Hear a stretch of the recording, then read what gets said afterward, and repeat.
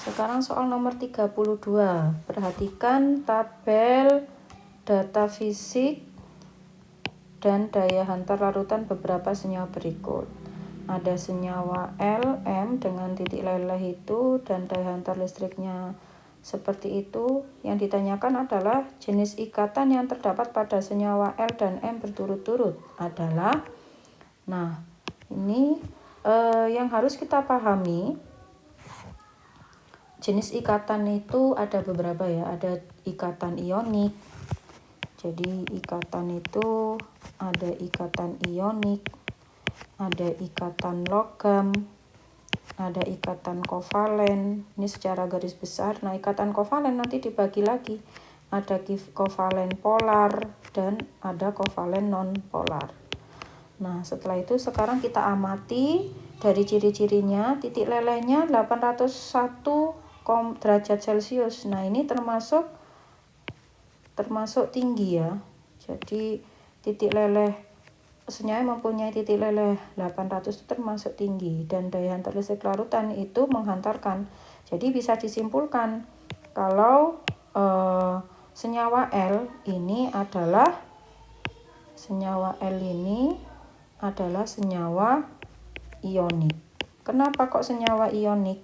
Karena salah satu atau ciri-ciri dari senyawa ionik itu adalah apa? Titik didih dan titik leleh tinggi. Terus habis itu apa? Baik lelehan atau larutan itu dapat menghantarkan listrik. Tapi kalau dalam bentuk padatan, senyawa yang berikatan ionik itu tidak bisa menghantarkan listrik. Nah, jadi yang L itu adalah ionik. Berarti bisa A, bisa D. Nah, sekarang kita lihat senyawa M-nya. Nah, senyawa M itu titik lelehnya 86,8 dan tidak menghantarkan. Nah, salah satu ciri atau beberapa ciri dari senyawa kovalen itu adalah titik didih dan titik leleh rendah.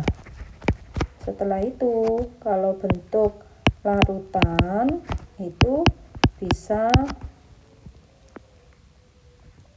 tapi nanti ini dilihat lagi ya. Tapi yang paling khas kalau kovalen itu titik didih dan titik lelehnya rendah. Nah, terus untuk membedakan polar sama yang non polar bagaimana? Nah, itu bisa kalian lihat dari daya hantar listriknya bagaimana. Karena ini tidak menghantarkan listrik, jadi bisa jadi itu adalah kovalen non polar. Kenapa? Karena kalau dia kovalen polar itu bisa menghantarkan listrik. Tapi bisa menghantarkan listriknya itu hanya pada wujud larutan.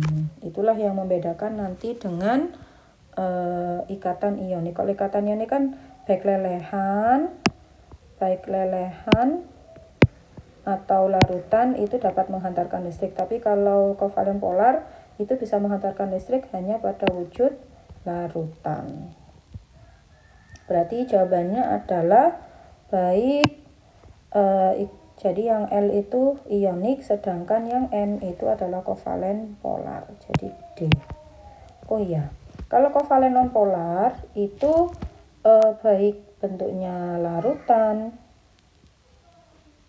atau lelehan atau padatan itu tidak bisa menghantarkan listrik. Jadi jawaban yang paling tepat adalah